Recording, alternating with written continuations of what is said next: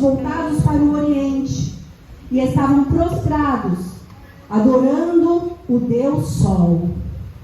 Então ele me questionou mais uma vez: viste tudo isso, filho do homem?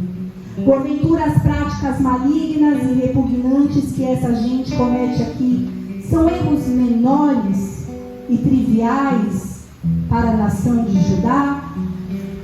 Ora, depois de terem enchido toda a terra de brutalidade, tornam a inflamar-me a cólera. Vê, olha lá o que fazem. Estão levando o ramo ao nariz como gesto cerimonial de culto à natureza. Por esse motivo, eu os tratarei com toda a minha indignação. O meu olho não os poupará, nem olhará com compaixão ou piedade para nenhum deles. Ainda que berrem aos meus ouvidos, não os ouvirei. Tem coragem de aplaudir essa palavra? Essa palavra é a palavra do Senhor. Aleluia. Essa é uma visão do profeta Ezequiel. Ezequiel, ele teve grandes visões. E eu bem que poderia ter escolhido uma visão mais leve, mais animada, que nos rompesse assim em esperança. Mas a palavra profética, ela tem 3 características básicas: edificar, exortar e consolar. A palavra de Deus, ela edifica, exorta e consola. E exortar é dar um conselho ou uma advertência. Todos os profetas usados pelo Senhor tinham que levar palavras muitas vezes pesadas, de repreensão, de advertência, que chamavam o povo ao conserto. E por que nós achamos que nós podemos nos livrar disso? Nós achamos que nós não temos mais que ministrar tais palavras, que a gente pode falar só das coisas boas, que Deus é amor. O juízo de Deus também está sobre nós, e o Senhor vê tudo o que nós fazemos. Exortar é uma forma de amor, advertir é uma forma de amor. O profeta, ele não podia escolher a mensagem que ele ia falar, ele não podia escolher o destino da sua mensagem. Lembra Jonas, engolido por um grande peixe, lançado em terra para ir a Nínive? Ele podia escolher o que ele queria fazer? Ele não podia. A mensagem é de Deus, e ele não fala o que nós queremos ouvir, ele fala o que nós precisamos ouvir. No curso de terça-feira nós estamos aprendendo que a disciplina, ela é necessária. A disciplina, ela é necessária. E a vara, quando nós usamos a vara, ela nos livra de consequências muito piores no futuro. Nem quer apanhar, né, irmãos? Mas às vezes uma repreensão está te livrando de algo muito pior que vai te acontecer. Em Hebreus 12, 6 e 8, diz assim: porque o Senhor corrige o que ama e açoita a qualquer que recebe por filho, se suportais a correção. Porque tem gente que não suporta. Tem gente que, se é repreendido, sai correndo pelas portas, irmãos. Não pode falar nada. Se suportais a correção, Deus os trata como filhos. Porque que filho há a quem o pai não corrija? Mas se estáis sem disciplina, da qual todos são participantes, todos nós somos participantes da disciplina de Deus, sois então bastardos e não filhos. Nós precisamos receber mais palavras de disciplina, para que nós possamos corrigir os nossos atos, as nossas práticas, os nossos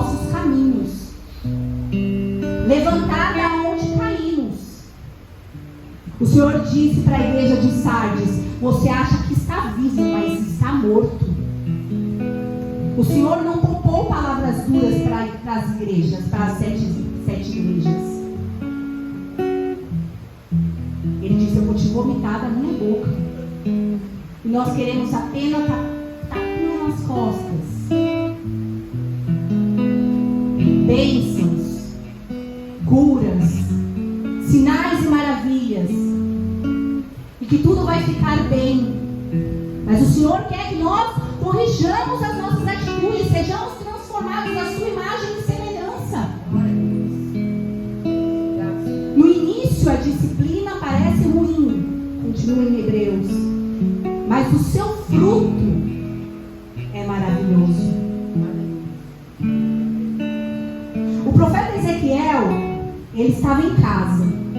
Essa visão diz que ele estava em casa com os anciões, quando de repente ele se depara com a glória de Deus. A gente falou da glória de Deus hoje, fiquei animada. E ele se depara com a glória de Deus, que o pega pelos cabelos. Irmãos, imagina essa imagem. O profeta está lá, de boa, na casa dele, e a glória de Deus o pega pelo cabelo. Deve ter doído, né? Pensando assim que não foi uma coisa carinhosa, foi assim.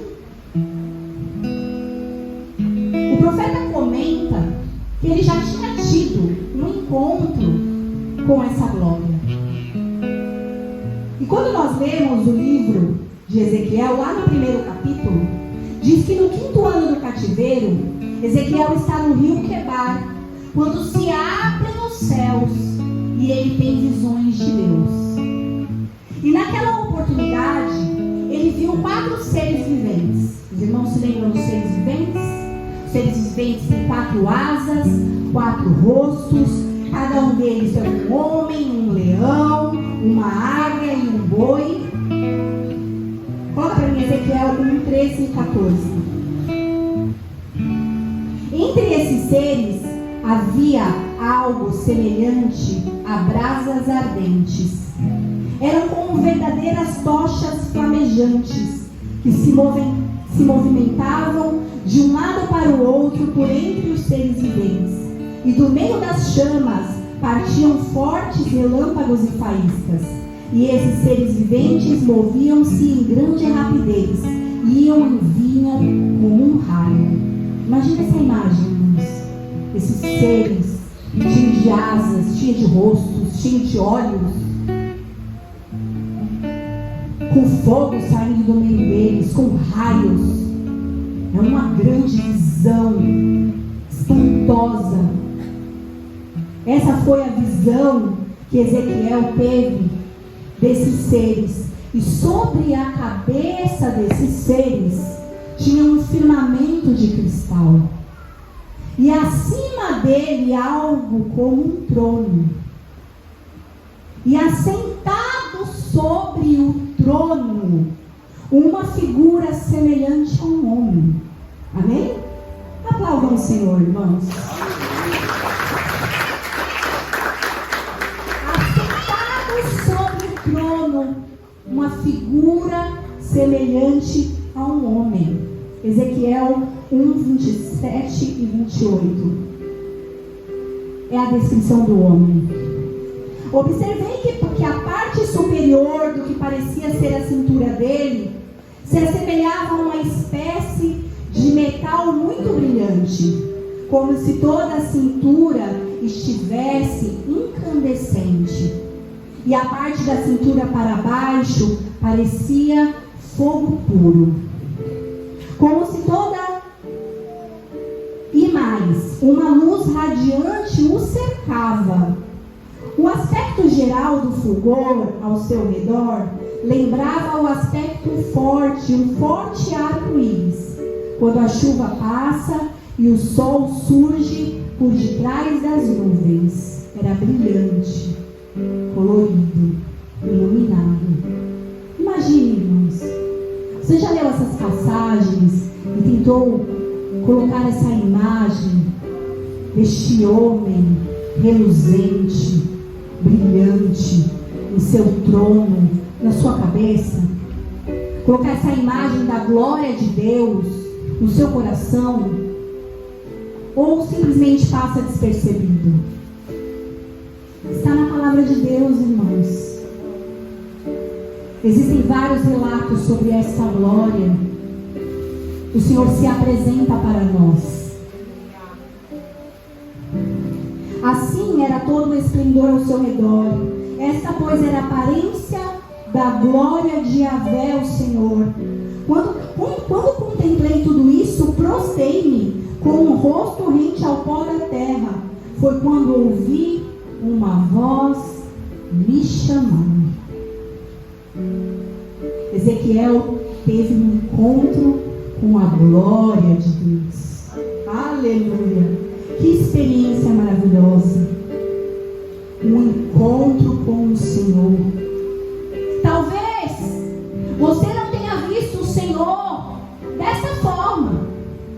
Talvez você não tenha visto fogo, raios. Talvez você não tenha visto o arco-íris iluminado, raios e trovões, um aspecto brilhante de fogo. Mas você teve um encontro com o Senhor? Você teve um encontro com essa glória? Você teve um encontro como o Senhor falou para Moisés? Coloca para mim Êxodo 33. O Senhor falou para Moisés assim, quando Moisés suplicou para ele: Senhor, volte, deixa-me ver a tua glória. 33:18. Moisés então suplicou a Yahvé: rogo-te que me reveles a tua glória. Pode passar. E o Senhor orientou: farei passar diante de ti toda a minha benevolência, bondade, e diante de ti proclamarei o meu nome, Yahvé, o Senhor. Terei misericórdia de quem eu decidir ter misericórdia, e terei compaixão de quem eu desejar ter compaixão. E acrescentou: não poderás ver a minha face, porque o ser humano não pode ver-me e permanecer vivo. E concluiu o Senhor: eis aqui um bom lugar junto a mim, põe-te sobre a rocha. Quando passar a minha glória, eu te colocarei em uma fenda da rocha, e te cobrirei com a palma da mão, até que eu tenha passado. Depois tirarei a palma da mão, e me verás pelas costas. Minha face, todavia, não se poderá ver. Eu quero saber se você se encontra na fenda desta rocha. Se você teve um encontro com essa glória. Se você pode dizer que você está na rocha. Ou se você está esperando por raios, trovões, fogos, para que você diga que você teve um encontro com Deus. Não é porque é diferente que não é real. Nós sabemos o que é real. Nós precisamos viver para essa glória. Quando nós estamos em Cristo, essa glória de Deus nos é revelada. Porque Hebreus 1:13 diz que Ele é o resplendor da glória. Ele é a expressão exata do seu ser. Ele é a expressão da bondade, da misericórdia, da santidade, da beleza, do poder, da fidelidade. Quando estamos nele, a expressão da glória de Deus está em nós.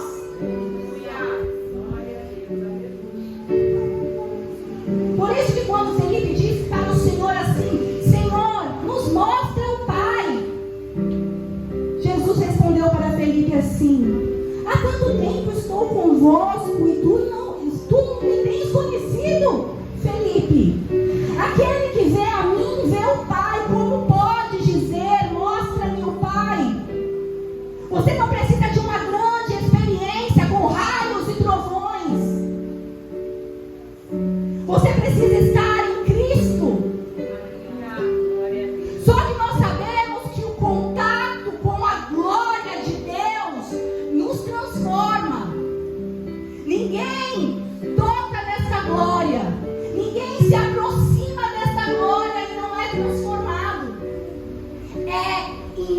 possível.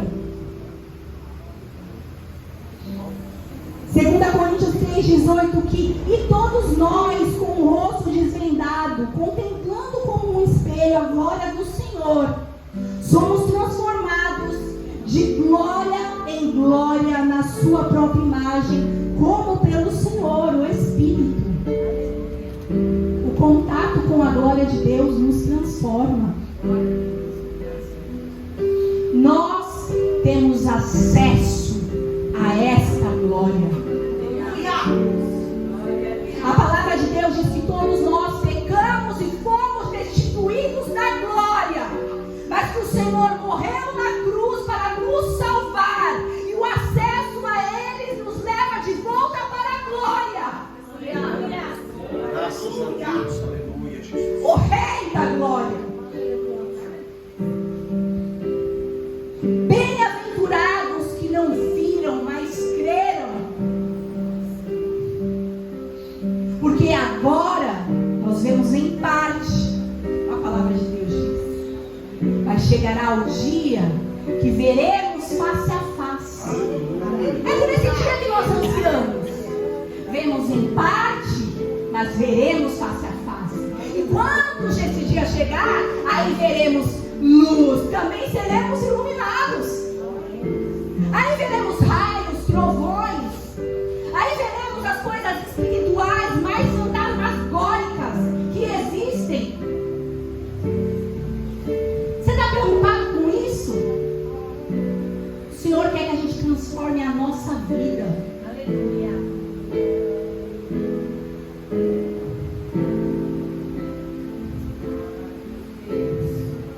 A palavra de Deus nos fez uma promessa, que essa glória de Deus iluminará toda a Nova Jerusalém. Que não haverá nem sol, de tão iluminado que é o Senhor, de tão iluminado que são as suas luzes. Não precisará de sol, pastor Eliana. Ele será a fonte que ilumina toda a cidade celestial. Nós só precisamos aguentar até lá, irmãos, e viveremos todas essas coisas. Mas por que o profeta estava achando aquele encontro uma coisa assombrosa? Sabe por quê? Porque na época do profeta, a glória deveria estar dentro da arca da aliança, debaixo dos querubins de ouro, lá dentro dos santos, no templo, não é isso? E onde Ezequiel estava? No rio Quebar, lá na Babilônia. E de repente, ele se depara com a glória de Deus. Aleluia. Porque Deus não está preso em lugar algum. O vento sopra onde quer. Você escuta o seu som, não sabe de onde vem e para onde vai. Na imagem que Ezequiel viu, tinham rodas que iam para qualquer direção, cheia de olhos. Era como uma carruagem de fogo, a carruagem do Senhor. E ele se movimenta para onde ele quiser ir. E ele está em busca dos verdadeiros adoradores, aqueles que adoram em espírito e em verdade. E ele foi em busca do profeta. Ele não está preso em lugar algum. Deus é soberano, livre, faz o que quer.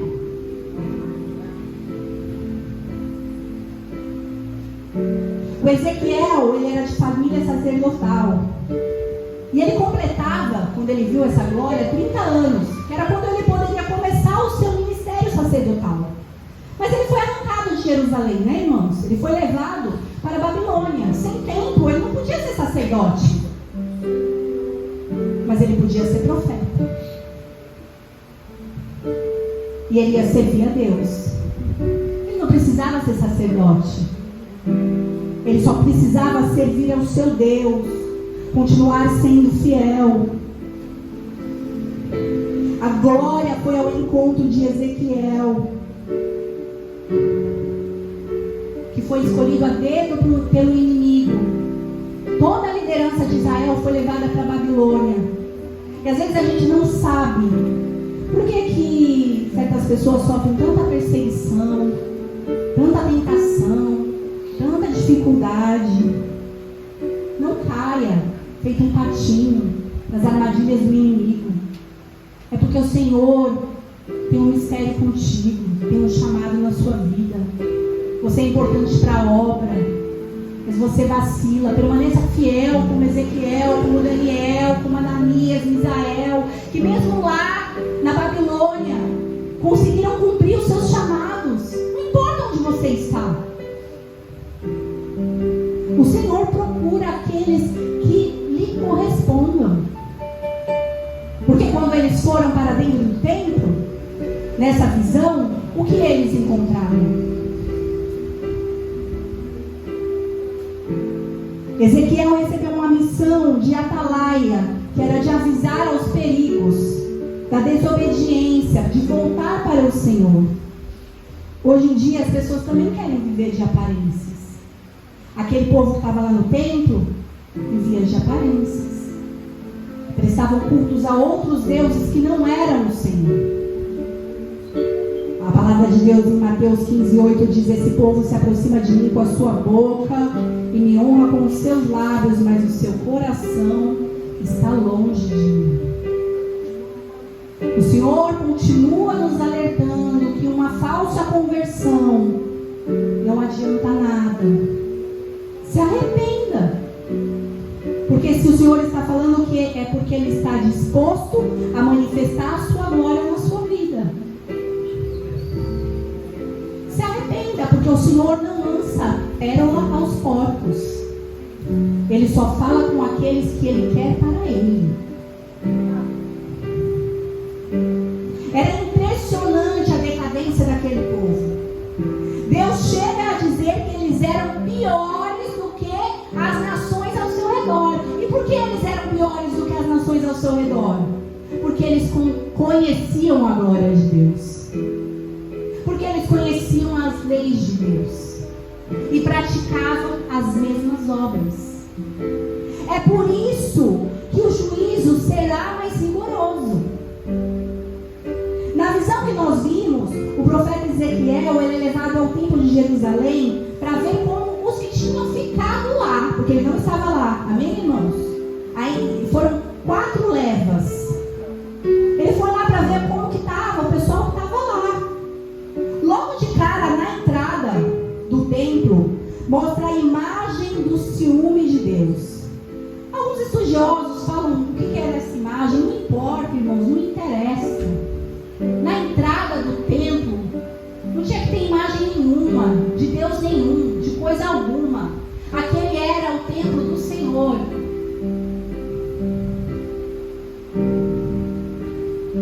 Isaías diz assim, 40:18: com quem Deus pode ser comparado? Que imagem poderia ser colocada na entrada do templo? O que nós poderíamos colocar ali na frente para ter alguma disputa com o nosso Senhor? Será aonde nós estamos colocando a nossa confiança? O louvor que as mulheres cantaram diz que alguns confiam em carros, outros em cavalos. Mas a nossa confiança está no Senhor. Só que aquela imagem que tinha o ciúme de Deus, porque o Senhor não divide a sua glória com ninguém. É isso que a palavra nos afirma, que o Senhor não divide a sua glória com ninguém. Aleluia. E eles continuaram a fazer um tour e entraram pelo átrio e viram um buraco em uma parede. Eu fiquei imaginando Deus olhando pelo buraco, irmãos. Já sabia tudo que estava lá dentro, né? A gente acha que consegue se esconder de Deus. E ele olha para o profeta e diz: cava, cava. Atrás da parede, uma porta secreta. E ele diz: entra e vê. Tem porta secreta aqui, irmãos? Tem parede tampando porta?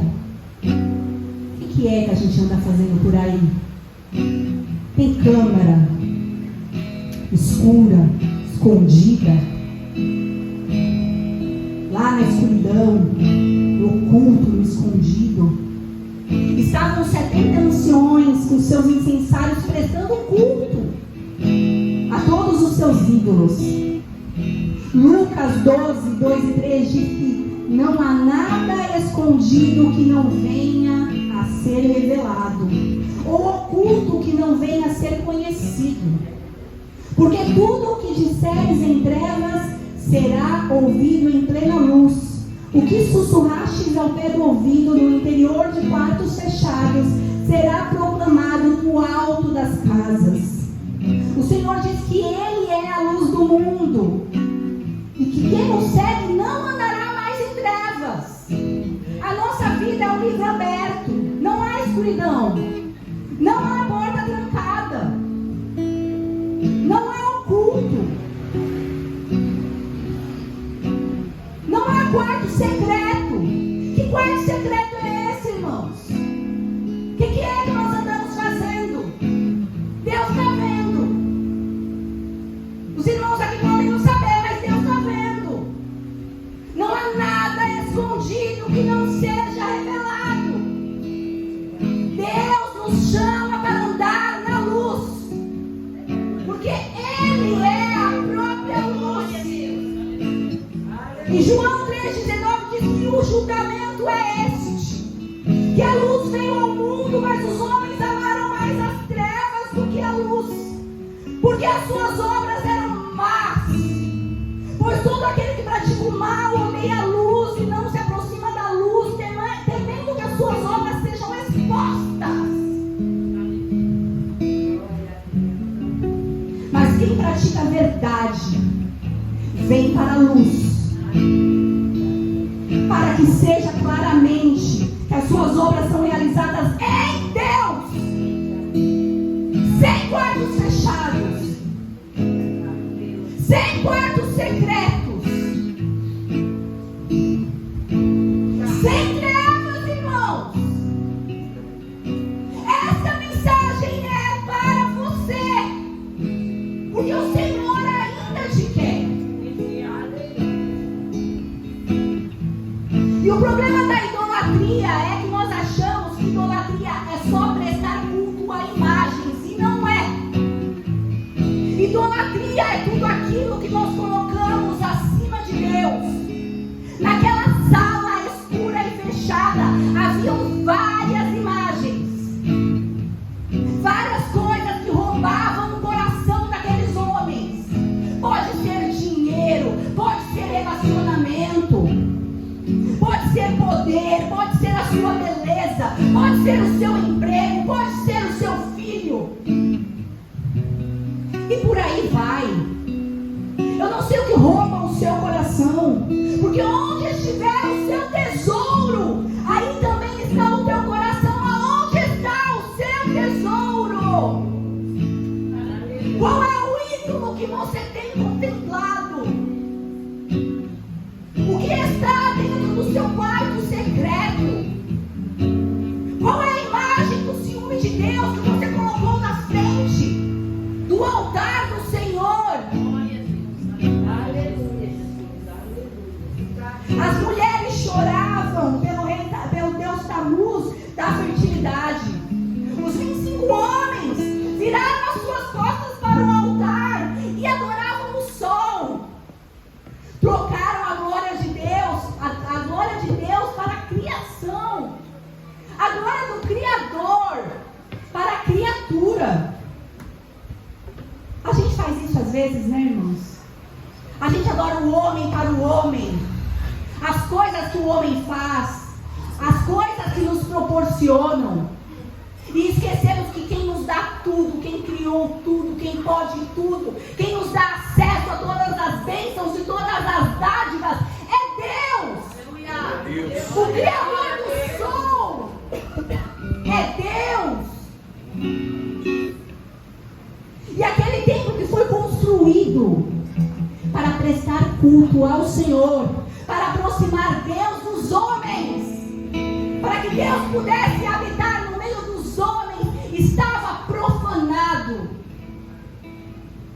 o juízo se aproximava deles. Ezequiel continuou tendo visões de juízo, visões de fogo, visões de guerra. E a parte mais triste foi quando ele teve a visão daquele carro de fogo se levantando, os santos dos santos, e se retirando do santo lugar. Deus vazou, irmãos. Falando rasgado, esse lugar aqui não é mais meu. Deus saiu, foi embora. Se o culto terminasse aqui, a gente ia chorar. Perdemos a presença de Deus, perdemos a glória de Deus. Só que o nosso Deus é maravilhoso. Se não fosse a sua misericórdia, nós estaríamos perdidos. Só que o livro do profeta não termina aqui. Graças a Deus. Existe algo pior do que a ausência de Deus? Quando Jesus estava na cruz, ele disse: Eloi, Eloi, lama sabachthani. Deus meu, por que me abandonaste? Não é a parte mais triste da Escritura? Quando ele, com nossos pecados em seus ombros, não sente a presença de Deus? Nós não temos medo do inferno, irmãos. Nós temos medo de ficar sem o nosso Senhor. Lá terá ranger de dentes, né, pastor? Fogo, ranger de dentes. Mas ficar sem o nosso Deus, insuportável, impensável, de maneira alguma. O que tiver que ser consertado, o que tiver que ser feito, será feito. Porque nós não lidaremos com a ausência de Deus. Graças a Deus que Ele é longânimo. Graças a Deus que Ele tem um plano a longo prazo. Graças a Deus que Ele disciplina e traz de volta. Graças a Deus que Ele disse que a glória da segunda casa seria maior do que a primeira. Graças a Deus que o profeta ainda teve a visão de um vale de ossos secos, de mortos, esturricados, ganhando vida, ganhando um sopro de vida divino, sendo avivados. Graças a Deus, irmãos, que o Senhor disse que daria para eles um novo coração, não mais de pedra, mas agora um coração vivo, de carne, que poderia receber a lei de Deus. Quem é que tem um coração desse? É Jesus que trouxe para nós um coração que pode suportar a lei de Deus. É para este tempo, é para nós, é para nós. Nós somos privilegiados. Isso é para nós. Graças a Deus. Um coração de carne que pode obedecer, porque tem a presença do Espírito Santo de Deus. Graças a Deus que o livro do profeta não acabou, até que a glória retornasse para o templo. Aleluia. Coloca Ezequiel 43, 2. E eis que pude contemplar a glória de Deus de Israel, que se aproximava pelo caminho do Oriente. E o som da voz de Deus parecia o rugido de muitas águas avançando com poder. E toda a terra resplandecia diante da sua glória. A visão que tive era semelhante a que havia tido quando ele veio destruir a cidade. As visões eram como a que tive junto ao rio Quebar. E me atirei reverentemente ao chão com o rosto rente à terra. Então a glória de Yahvé adentrou a casa, o templo, pela porta que dava para o oriente e a leste. Em seguida o Espírito de Deus ajudou-me a ficar em pé e conduziu-me ao pátio interior. E a glória do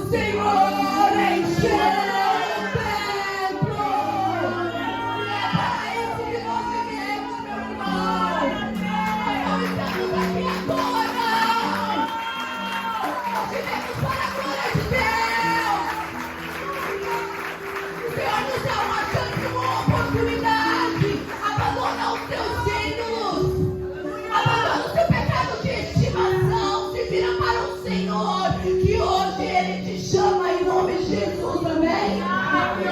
Essa é a minha oportunidade em nome de Jesus.